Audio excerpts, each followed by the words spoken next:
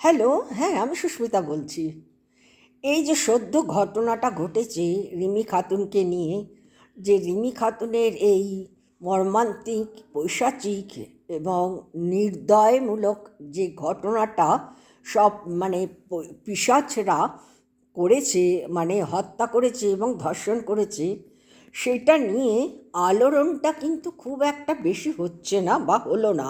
প্রথমে শুরুতে তো একেবারেই গদি মিডিয়া দেখায়নি, তারপরে আলোড়ন প্রচণ্ড শুরু হওয়ার পরে একটুখানি দেখালো, এখন আর এর উপরে কোনো আওয়াজই তুলছে না। আমি এই কারণে বলছি, মেয়েটি কি মুসলিম বলে তার ওইটাই কি অপরাধ ছিল? এ তো মায়ের পেটের একটা সন্তান, মায়ের ভেতরের জ্বালা যেটা, সেটা তো কেউ নিবৃত্ত করতে পারবে না। এত কষ্টদায়ক, মা মাই হয়, এখানে ধর্ম তো কোনো প্রশ্নই উঠবে না, ওঠানো উচিত না। যে একটা নিষ্পাপ মেয়ের উপরে যেটা অত্যাচার হয়েছে। কিন্তু আমার এখানে প্রশ্নটা আসছে এই কারণে, এখন আর এক ফোঁটাও টিভিতে নিউজ চ্যানেলে দেখাচ্ছে না।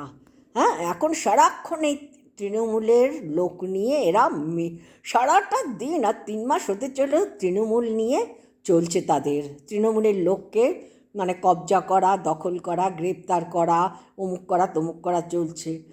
এই যে মেন প্রশ্ন যেটা, আজ মানে প্রাক্তন মুখ্যমন্ত্রী মমতা ব্যানার্জি থাকাকালীন যখন অভয়ের এই পৈশাচিক হত্যা এবং ধর্ষণ হলো, সেটা কেন্দ্র করে বিজেপি সিপিএম দুজনে হাত ধরে মানে অসম্ভব এবং অস্বাভাবিক যে ঘটনা 1 বছর ধরে ঘটিয়ে গেল, তাতেই কিন্তু রাজ্যের একটা বিশৃঙ্খলতা ভয়াবহ তৈরি হয়ে গেল।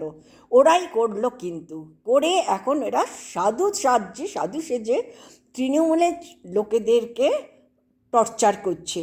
তাদের পাপ দুর্নীতির সঙ্গে যুক্ত। তোমরা তো আরও ভয়াবহ। রাজ্যের সাধারণ নিষ্পাপ মানুষরা শান্তিতে ঘর থেকে বেরোতে পারছে না, বাজার হাট করতে পারছে না, ঠিকভাবে খেতে পারছে না, পড়াশোনা করতে পারছে না, দোকানপাট করতে পারছে না, স্কুল কলেজ কোনো কিছু করতে পারছে না, হসপিটাল যেতে পারছে না। হ্যাঁ, আজ 1 বছর ধরে এটা চললো। আজ এই মেয়েটার বেলাতে 1 সপ্তাহের মধ্যে শেষ করে দিল। আমার ওইটাই অদ্ভুত লাগছে, আমাদের সমাজ কোথায় গিয়ে দাঁড়িয়েছে, কোথায় পৌঁছিয়েছে দেখুন আপনারা। তবুও কিন্তু এরা নড়ছে না, নড়বে না। ওই একই জায়গায় থেকে একই কাজ এরা করে যাচ্ছে, কিন্তু এরা একবারও চিন্তা করছে না আগত দিনে আমরা যখন থাকবো না তখন আমাদের কি হবে। ওরা ভাবছে আমরা অনন্তকাল থাকবো। এরা কেউ জানে না যে দেশ স্বাধীনতার পরে কংগ্রেস এসছে, তারপরে সিপিএম এসছে, তারপরে তৃণমূল এসছে, তারপরে মানে গুন্ডামি করে, মস্তানি করে, চিটিংবাজি করে বিজেপি ঢুকেছে। এটা তো সবাই জানে, এটা আমার কথা না। নিজে চোখে দেখেছি, নিজে কানে শুনেছি। এগুলো যে টিভিতে রেগুলার সময় মতন একদম সারাদিন সকালবেলা উঠেই রাত পর্যন্ত টিভিটা চলতো, বিভিন্ন চ্যানেলে যেগুলো দেখতাম সেগুলোকে তো অস্বীকার করতে পারি না আমরা, বলুন আপনারা। আমি কিন্তু পার্টিকুলার কোনো মানুষের উপরে বা কোনো দলের উপরে আমি ইন্ডিকেট করছি না, কিন্তু সেই সময় অভয়ের মৃত্যুর সময় সিপিএম এবং বিজেপি যেই রূপ ধরেছিল, খুবই দুঃখজনক, কষ্টকর, কষ্টদায়ক, এটা মানতেই হবে। যার মানে কন্টিনিউশন এখনও চলছে, আরও ভয়াবহ, এখন আরও 10 গুণা হয়ে গেছে। লোকে বলে যেটা, হ্যাঁ লোকে বলে, চোখে দেখছি, নিউজ পড়ছি, নিউজ দেখছি। হ্যাঁ, ঠিক আছে, আপনারা ভালো থাকুন এবারে, ওকে।